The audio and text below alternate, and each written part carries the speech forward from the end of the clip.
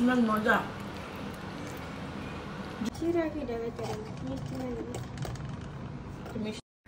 জীবনের first time নকশি পিঠা বানানো দেখা বা খাওয়া।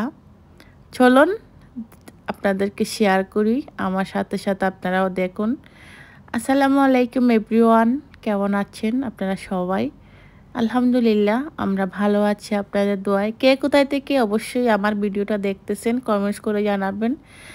থ্যাংক ইউ সো মাচ আমার ভিডিও দেখার জন্য, আমার পাশে থাকার জন্য। আর অবশ্যই সবাই আমার পাশে থাকবেন। তো চলুন, আজকে হচ্ছে নকশি পিঠা হচ্ছে বাসায়। আমার পাশের এক ভাবি হচ্ছে খুব সুন্দর হচ্ছে নকশি পিঠা বানায়।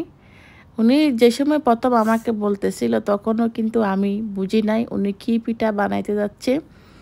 তো ভাবি হচ্ছে কুমিল্লার ভাবি, আর আমাদের কক্সবাজারে এগুলা চিনেও না এই নকশি পিঠাগুলা, বা কখনো খাইও নি।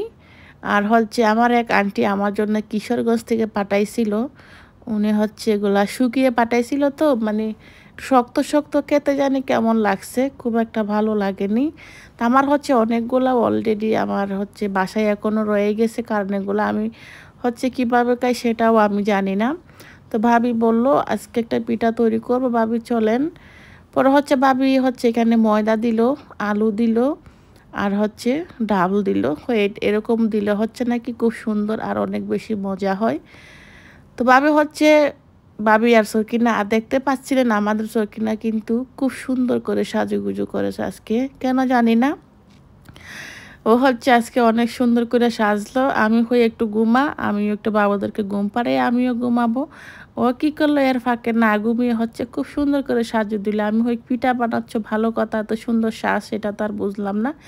পরে কই না আমার আজকে মন চাইছে একটু সাজার জন্য। তো এই যে দেখেন ভাবি হচ্ছে খাইগুলা গুলে হচ্ছে দেখেন অত সুন্দর করে হচ্ছে পিঠাগুলা বানাচ্ছে। মাশাআল্লাহ মাশাআল্লাহ, আসলে ভাবির হচ্ছে অনেক বেশি গুণ। থ্যাংক ইউ সো মাচ ভাবি এত সুন্দর পিঠা বানানোর জন্য। কিন্তু আমি অনেক চেষ্টা করছি, পারি নাই।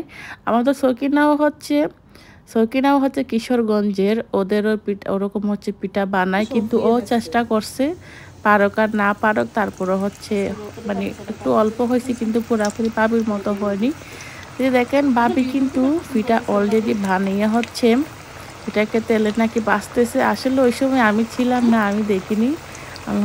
আমি শরীরটা একটু খুব বেশি খারাপ, আমি হচ্ছে শুয়ে রয়েছিলাম, ঘুমাই গেছিলাম। ওর সকিনাকে বললাম ভাবি যে এই সময় একটু তেলে বাজে, তুই একটু একটু করে ভিডিও করে রাখবি। পরে মাশাল্লাহ দেখেন সকিনাও কিন্তু খুব সুন্দর কিন্তু ভিডিও করতে পারছে। আর পিঠাগুলা দেখেন মাশাল্লাহ অনেক বেশি সুন্দর হয়েছে। তা আমি ভাবিকে বললাম, ভাবি বানাচ্ছেন ঠিক আছে, আমি তো অত মিষ্টি টিষ্টি খাইতে পারি না, কিন্তু জানি না কীরকম হয়। আর আন্টি যেগুলো দিয়েছিল এগুলো আমার কাছে তেমন ভালো লাগেনি, কেমন জানি। আরও অনেকগুলা পিঠা রয়ে গেছে। পরে ভাবি বললো আচ্ছা ঠিক আছে আমি বানাইয়া দিতেছি আপনাকে, আপনি খেয়ে হালে বলবেন। সত্য কথা আমি কখনোই খাইনি। ওই যে বললাম আর দিন আন্টি পাঠাইছিল দেশ থেকে, খাইছি একটু, কিন্তু তেমন আমার কাছে মজা লাগে নাই। আমার কিন্তু অনেকগুলো এখনও রয়ে গেছে। পরে এই যে ভাবি যেটা দিছে মাশাল্লাহ মাশাল্লাহ, আমি হচ্ছে 3টা পিঠা খাইছি। কারণ এগুলো হচ্ছে একটা খাইলে হচ্ছে আপনার মানে কি অনেক পেট ভরে। আমি 3টা পিঠা খাইছি, মাশাল্লাহ অত বেশি মজার হয়েছিল।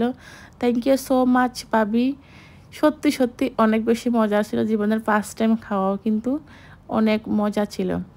আর এই পিঠাগুলো হচ্ছে আমাদের কক্সবাজারে চিনিও না, বা আমরা কখনো বানাইও নি। এই তো, ভালো থাকবেন, দোয়া করবেন আমাদের জন্য, আর অবশ্যই পাশে থাকার জন্য সবাইকে অসংখ্য অসংখ্য ধন্যবাদ। একটু লাইক কমেন্ট শেয়ার করে সাথে থাকবেন। Thank you. আর আমাদের পিঠাটা কেমন হয়েছে অবশ্যই জানাবেন, কিন্তু খুব দারুণ কিন্তু। আর কোন কোন জেলায় কীভাবে কী পিঠা বলে একটু কাইন্ডলি জানাবেন। আল্লাহ হাফেজ।